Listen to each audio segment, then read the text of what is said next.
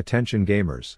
As a lifelong League of Legends player, one of my favorite things is telling other people the game is dying as a way of venting my frustrations, with how playing their game often leaves me feeling like I just shoved a cactus up the hole of my ass, and while this is normally just cap, we are starting to see warning signs from Uncle Rito themselves, as you hear directly from two Rito Goonies, Walmart Guilfoyle and what I can only assume Wario looks like when he takes his hat off. So we took a step back to evaluate League's reward systems and realized we needed to make changes to be sustainable for the long run. So basically Riot decided that 2025 was going to be the year they were going to take a bloody piss on their player base, with the main argument from their side boiling down to their greedy goblin company wanting to make more money. As a free-to-play game, skins are the primary way League pays its bills. This business model is about as sound as something Mr. Krabs would come up with when they say skin sales are how they make money, yet to save costs they've laid off countless artists making the skins, resulting in a non-disputably worse product compared to some of the gems that were offered years ago when this game wasn't a bag of shit. Now for some context, back in 2016 some genius at Riot must have had a crystal ball and said, hey, you guys know our amazing industry-leading MOBA that is currently fun and motivating to play? Well, believe it or not, that will turn into a toxic wasteland of a game where there are more death threats than an argument between cartel leaders, with a ranked system that's more diluted than a piss in the ocean due to an epidemic of smurfing, boosting, account buying and botting, because our winning recipe of a game is going to get more stale than a 10-year-old loaf of fucking bread. And thus we should add an incentive for players to keep playing our game, because if I'm being honest, I think it will be hard to attract new players to this septic tank of a community. And thus they added chests that you can earn simply from enduring this torture simulator containing meaningless cosmetics and other shit, which kudos to that Riot Morpheus of a fortune teller, because it worked in keeping its players incentivized to stay loyal to the game. But now 8 years later, on account of corporate greed, Uncle Rito is removing these, and I think the best person to ask their opinion on this drastic kick in the dick is none other than a chick who looks eerily familiar named Sophie. She looks at you, then at her friends, and rolls her eyes. Can't it wait? She says quietly, signaling for her friends to go on without her.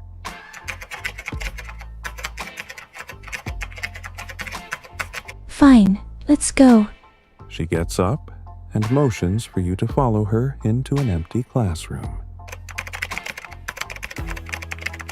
Sophie closes the door behind you and leans against. Turns out my Riz is just too unmatched, but role-playing scenarios and fun conversations powered by AI for online degenerates like you and me are all available for free through Polybuzz, the company sponsoring today's Rift Rant. Join a community featuring group chats full of both people and characters to live out role-playing scenarios. I used Harry Potter to tell me who to pick top lane, but the app, which is available on both mobile and Chrome, is actually awesome for crafting deeper fictional role-playing scenarios. Think of Doki Doki Literature Club, but it's not a scripted storyline and plots can get unhinged real quick. I'm in the process of creating a character that you can converse with to get flamed in real time, but it's free to use, and by entering my code here you can get access to premium features today, so thank them for the sponsor and try it today. But the reality is that people are fucking pissed, because while other games have emerged, bringing constant streams of creative collaborations with celebrities, studios, and other games, along with game-changing patches to keep content fresh, at the same time League of Legends was removing winter-themed maps, deprioritizing fun game modes, and forcing Vanguard down their players' throats.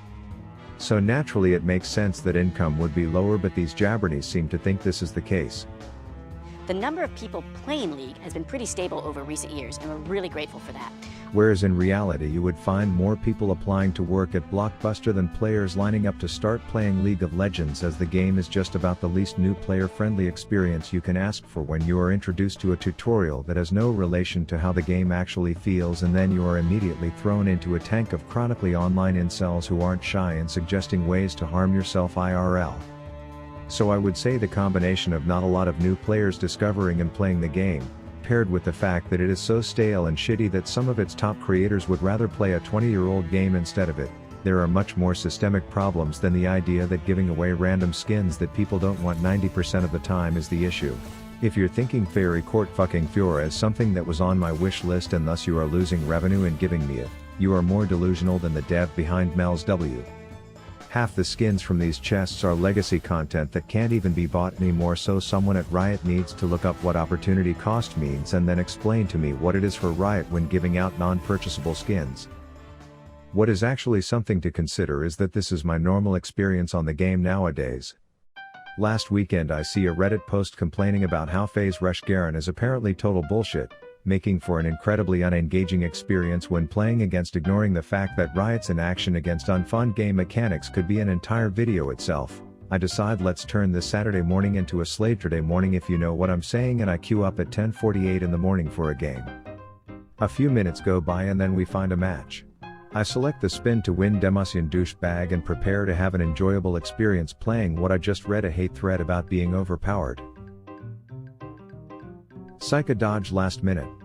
That is now 8 minutes down and I have played 0 minutes of video games, which might seem small to the people who spam 16 hours a day on this game, but to a dad with a 1-month-old and a full-time job, I am lucky to get an hour a day to decompress over a game, so already having 15% of that time gone without even touching the game is a big deal to me. But the baby is still sleeping, so we press on and get the second match. I select Garen as that was who I logged in today wanting to play, but oh no, sorry bitch, that will not be happening.